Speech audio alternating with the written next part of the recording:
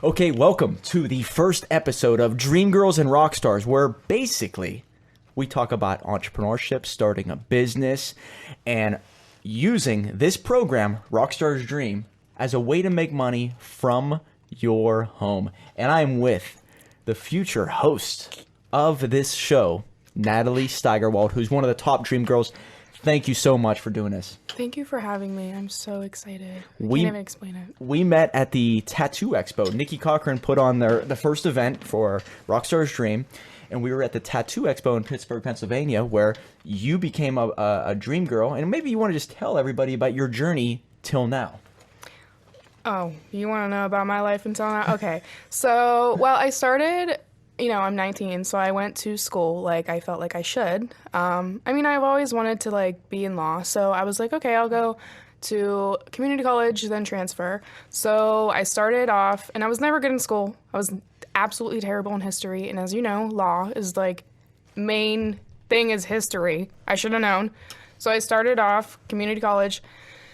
Only went half a semester, just wasn't for me. Never really saw myself in school, like, just couldn't do it. And then I also was like, do I really want to work for, like, somebody? Like, I feel like I just am not fit out for, like, a mainstream job. Like, I've been working since I was 14.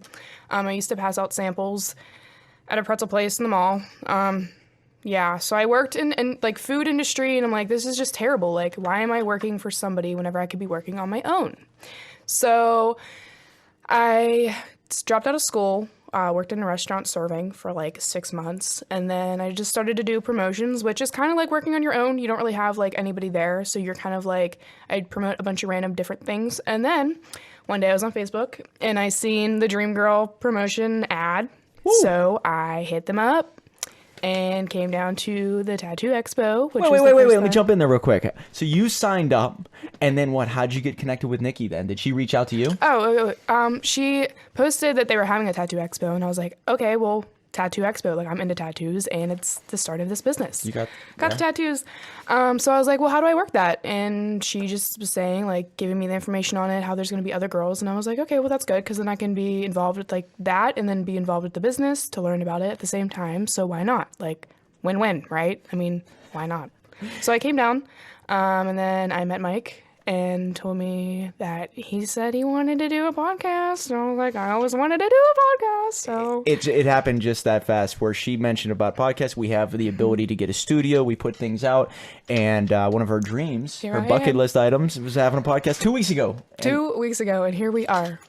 So that's a Facebook ad. That's how fast things can move if you just take action on the right things. There's a lot of people who reach out to Nicki and say, hey, I think this is a scam. I don't know what you're trying to do. I would tell all my friends to stay away from it. And you saw firsthand how saying yes to it, becoming part of it, not spending even any money. No, I didn't even spend any money. Getting into it, and then all of a sudden you get contacted to become part of the event.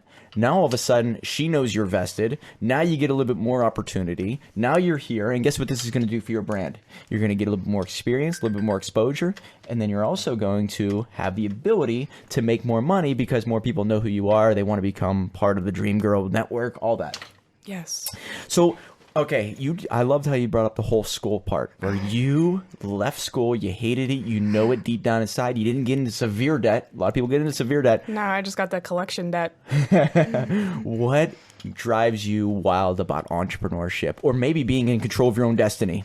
Well, I'm always somebody that was always been independent. I never really liked working underneath of like, obviously you're working in a job, you have a boss. Not that I'd never followed what my boss said, but, just have some freedom with it. And I'm like, okay, I'm not really fit to work a job for something, like a mainstream 9-to-5 job.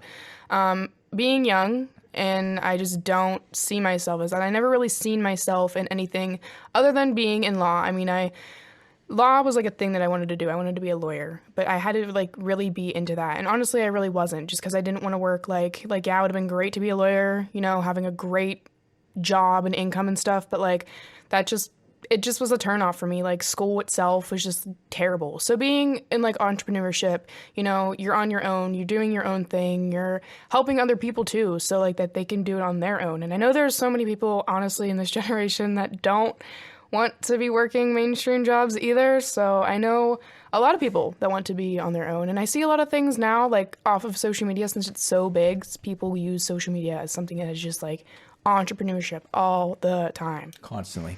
And it's so, I hate to use the word, but it's like, it's infectious that if you see someone else going after other, their dreams, it causes you to be like, whoa, what are they doing that I'm not? And what can I do just like them to start doing things on my own and maybe my own ideas?